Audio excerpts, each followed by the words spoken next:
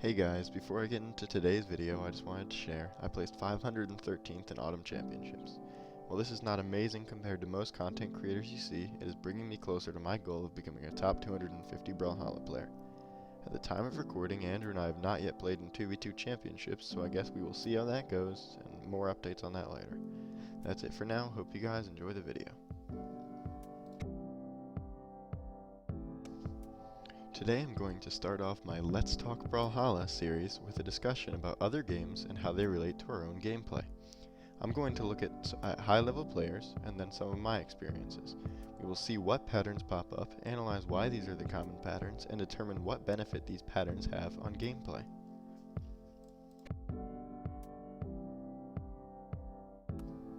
First, let's talk pro players. And to talk about pro players, there are a few names that need to be mentioned. First off, we have Sandstorm. It is evident from the name of his YouTube channel, GD Sandstorm, that he is a Geometry Dash player. He has talked about this in multiple videos, and in a Q&A session, he talked about its effects on his gameplay. Next up, we have Wrenched. Recently, he tweeted he was going to get back into OSU. For those of you who don't know what OSU is, I highly encourage you to look it up. It is a music-based game centered around time movements and key inputs.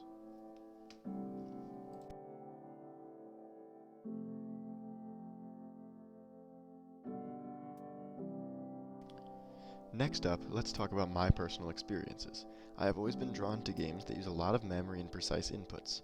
I was very interested in Geometry Dash for a while and got quite good at it, beating every main level other than TOE 2 and Deadlocked and many more levels online.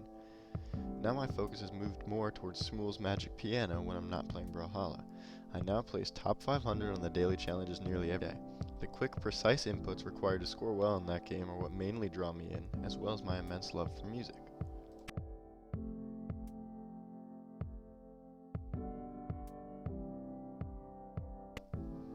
Finally, we will now examine what all these games have in common, and in turn, how that benefits Brawlhalla gameplay. In each of these games, the user must have very precise, accurate, and timed inputs to score well. Some more so than others, especially OSU compared to my Magic Piano, but they all have them nonetheless. All the games are also short and scalable, making it possible to play easier or harder levels or songs depending on your ability or desire. Lastly, they all have a combination of reaction speed and knowledge of what is coming ahead. The big question here, though, is how does this apply itself to Brawlhalla? As I see it, Brawlhalla is a game with these qualities: precise, timed inputs in an order you have to remember, think strings, combos, or dodge reads, still with the combined reactions to your opponent's moves that require you to not be able to stay completely on book the entire time you're playing. The big difference is that it ups the stakes. Instead of trying to beat a high score, you can just try to beat again next time you're playing. You are up against an opponent in live time whose actions directly affect your own. The human brain is naturally wired to feel competition is a thing that can only happen once, and that the need to win is real and current. This is why, even though barring tournaments of course, you could always just win the next game to bring your elo back, most of us still feel an intense need to win and keep our elo up when we play ranked, because our brains convince us that the stakes are higher now, even when they may not change at all.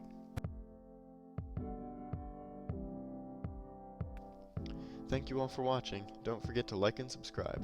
Comment down below if you have any ideas for this series. Come check out some Twitch streams every Friday at 3 p.m. Eastern, and starting in October every Tuesday at 3 as well.